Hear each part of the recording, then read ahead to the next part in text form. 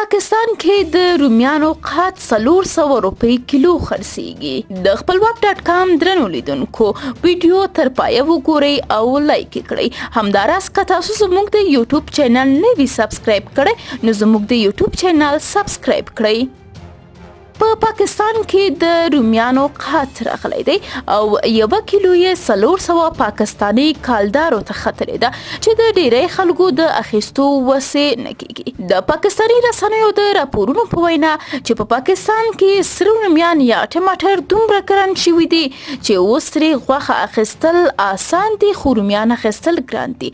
دوی وایي چې رومیان یا ټماټر د غریب سړي د اخیستلو وسه بهر دي ځکه چې بیې 400 پاکستاني کالدارو ته ختلې ده.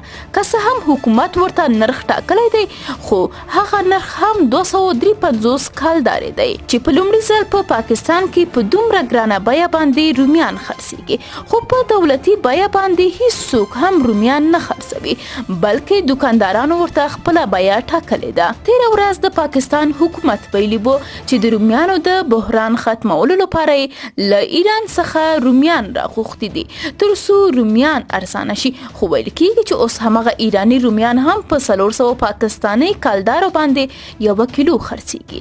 پاکستاني رسنۍ په خپلو راپورونو کې وایي چې په وروستیو کې د تازه ترکارۍ یا سبزیو بیې ډېرې لوړې شوي دي او نه یوازې سره رومیان یا ټماټر بلکې هره ترکاري لکه الوګان، پیاز او د نورو سبزیو په بیو کې هم ډېر زیاتوالی راغلی دی چې د غریب د اخیستو له وسې بهر شوي دي.